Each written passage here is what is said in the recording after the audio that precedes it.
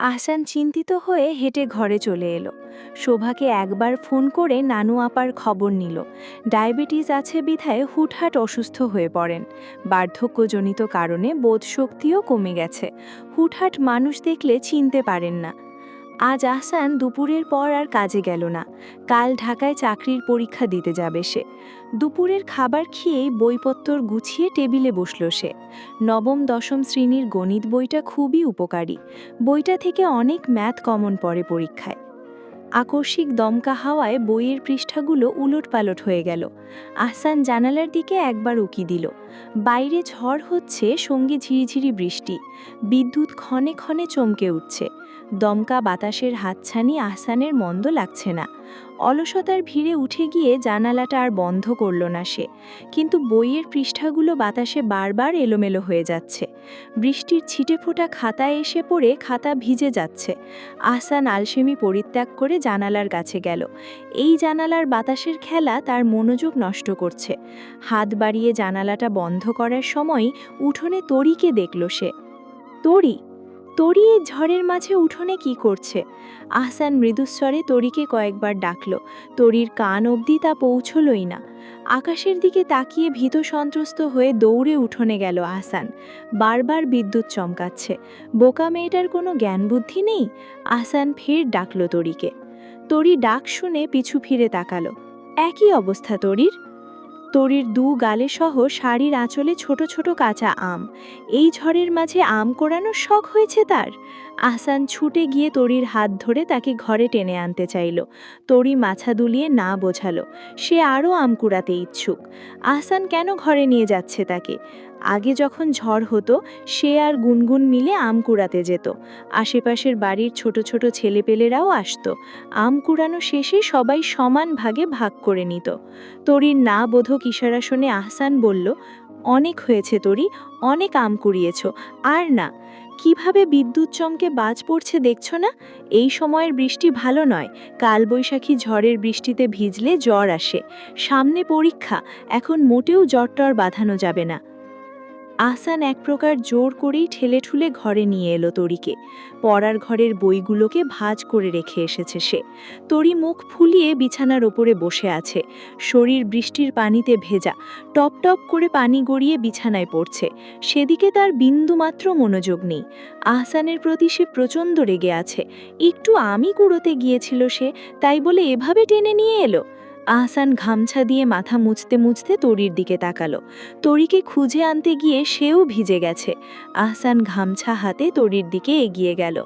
তরীর মাথাটা মুছে দিতে চাইল। তরী মাথাটা সরিয়ে দিয়ে সরে বসল। আহসানের সঙ্গে কথা নেই তার। বাজে লোক। ঠান্ডা বসে যাবে তরী, শাড়িটা পাল্টে নাও। তরী কিছু না শোনার ভান করে বসে রইল। তার অনেক রাগ হয়েছে। কিছুতেই আজ সে আহসানের সঙ্গে কথা বলবেই না। আহসান হাঁটু গেড়ে তরীর হাত দুটো ধরে বলল, ঝড় বাদলা শেষ হোক, আমি নিজে গাছে উঠে তোমায় এত এত আম পেড়ে দেব। তুমি আচার করে খেও, কেমন? তরী বিষয়টা নিয়ে ভেবে দেখল। কথাটা মন্দ বলেনি আহসান। আহসান যা বলে পরে হলেও সেটাই করে। আহসান সত্যি তাকে আম পেড়ে দেবে, সেটা বেশ করেই জানে তরী। তরী উঠে দাঁড়িয়ে আলমারি থেকে শাড়ি বের করল। আহসান গামছা হাতে দাঁড়িয়ে রইল। তার পাঞ্জাবিটাও ভিজে গেছে। তরী পিছু ফিরে শাড়ি নিয়ে বেরুবার পথে আহসানের রূপ জৌলুসের তাড়নায় থমকে পড়ল।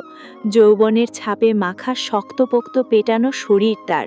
পানির ছিটে ফোটায় ভেজা শরীরটা জলজল করছে মুক্তোর মতো। তরী চোখ ফিরিয়ে ঢোক গিলল। বড্ড হাঁসফাঁস লাগছে তার। আহসান আলমারির দিকে এগোতে গিয়েই তরীর দৃষ্টিতে বাধা পড়ল। ভেজা শরীরে শাড়িটা দেহের সঙ্গে লেপ্টে রয়েছে।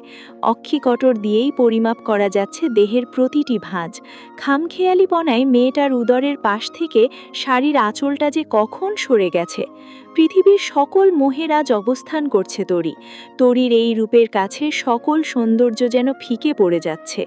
তরী সেই ফুটন্ত ফুল যা আহসান ছুঁয়ে দিতে চায়। তবে তরী যদি সেই ছোঁয়া সহ্য করতে না পারে, নীরবতায় যদি নেতিয়ে পড়ে। সময় যত গড়ালো নীরবতা নিরবিচ্ছিন্নতা ততই প্রগাঢ় হলো।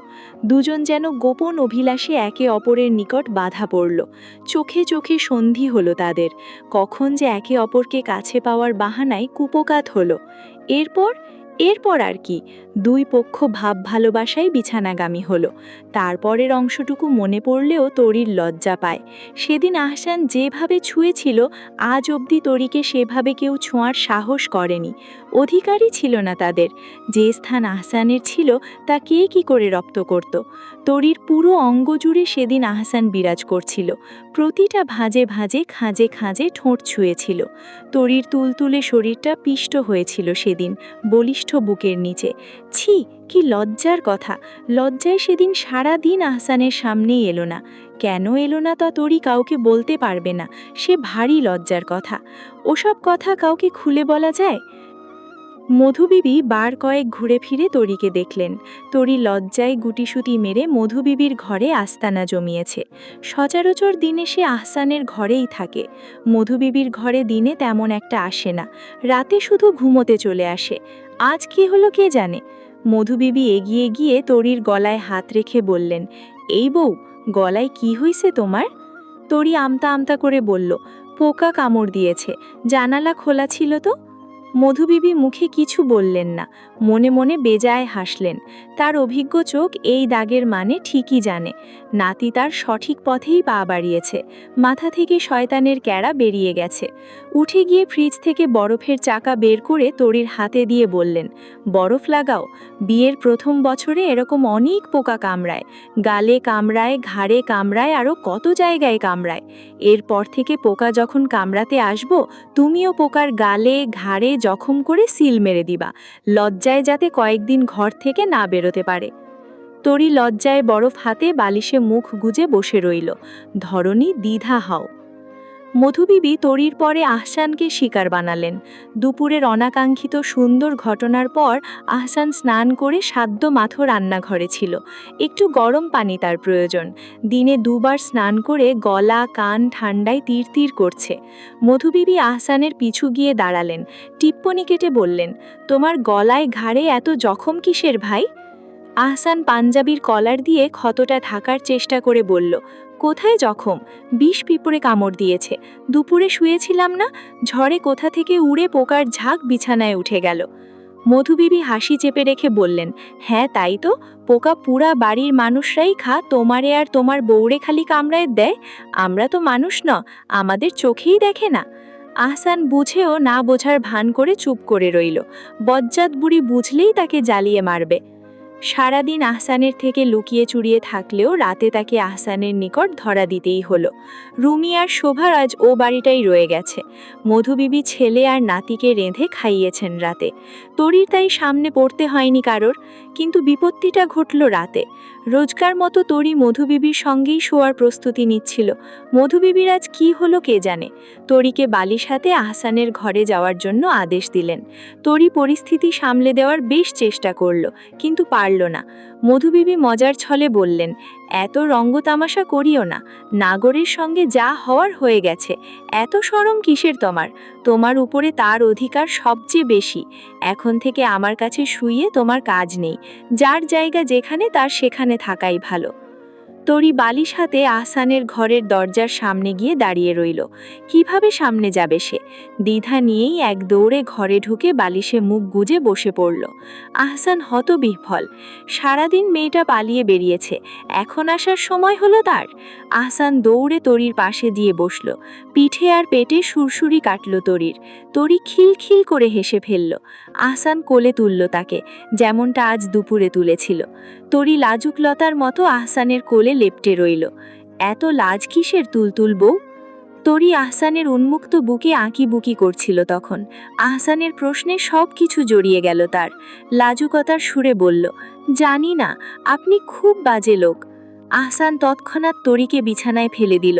নিজে বিছানায় হেলান দিয়ে বলল, আচ্ছা, কার যেন গলার নিচে একটা ডট আছে, আবার গলার একটু নিচে। আহসান কিছু বলার আগেই তরি তার মুখ চেপে ধরল। দাঁত কিরমির করতে করতে বলল, আমিও জানি, কার যেন কানের লতিতে তিল আছে, আবার ঘাড়েও আছে। বেশ করেছি কামড়ে দিয়েছি, আরও দেব। আহসান ফের তরির উপরে হামলা চালালো। তরি পূর্ব প্রস্তুতি নিয়েই বসেছিল। সে আজ আচ্ছা করে কামড়ে দেবে, বাজে লোক। তারপর দুজনার মাঝে আরেক দফা ভালোবাসাবাসি হলো। রুমি আর শোভা সকাল সকালই বাড়ির পথে রওনা দিয়েছে। আজ আহসান বাড়ি নেই, সে শহরে চাকরির পরীক্ষা দিতে গেছে। তরিও কলেজে গেছে। মাজদাক সারোয়ারও বাড়ি নেই। মধুবিবি বাড়িতে একা বলে তাগিদটা এত বেশি। এলাকায় ঢোকার পথে শোভাকে কেউ শব্দ করে সালাম দিল।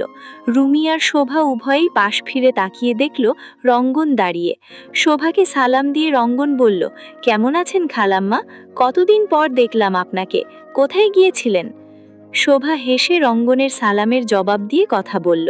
রুমি লক্ষ্য করলে রঙ্গন আর চোখে তারই দিকে তাকিয়ে।